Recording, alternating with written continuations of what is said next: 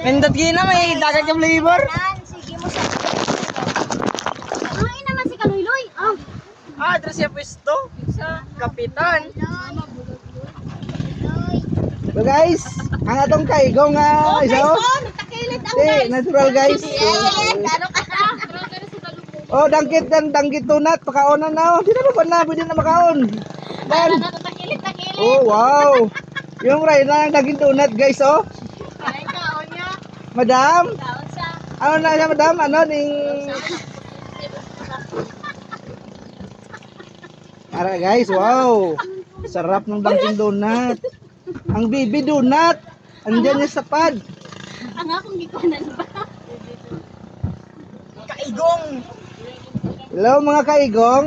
Dito na tayo sa barko nga maliit. At saka walang dingding. Ito na guys.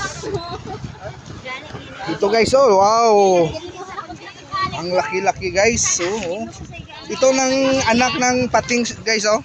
May pinakaimo na kiyalungan. Anak ng ano? Anak ng pating galing to sa ano, sa Ocean Sea. Ito pa guys. Uy, check, abi na sa mga tao. Yeah. Ito yung ano guys, oh. Ito ng mga kaigong. Bisan buang ka basta Ito mga kaigong, yung mga kaigong, oh. Ano to ng ito ang baby shark nga kaigong. Oh. mga kaigaw. Ayun, no? Okay na yung ano, yung mukha ng mga kaigang daw. Ikaw malak sila ng pirat. Na, Ang isa mo man ang naghulog. Kanisa lang isda. ito na guys. Tapos na kami kakain. Papunta naman kami ng Bantayan Islands. Ito guys. Punta pa kami doon sa ano guys, sa isang bahay ng kapatid ko. Kapatid ng asawa ko. Kakain naman kami doon. Ito na guys, kakain na kami doon. Uy! Ay, kalma na mga kaigong. Punta tayo sa kabilang bahay, kakain naman tayo doon.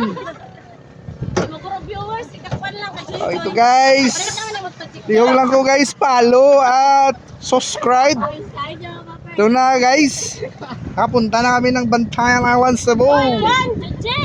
Nakadali tani mo nakatusnog sa tubig ha. So guys, patapos nito kakain, tatakbo naman tayo sa dagat at maliligo.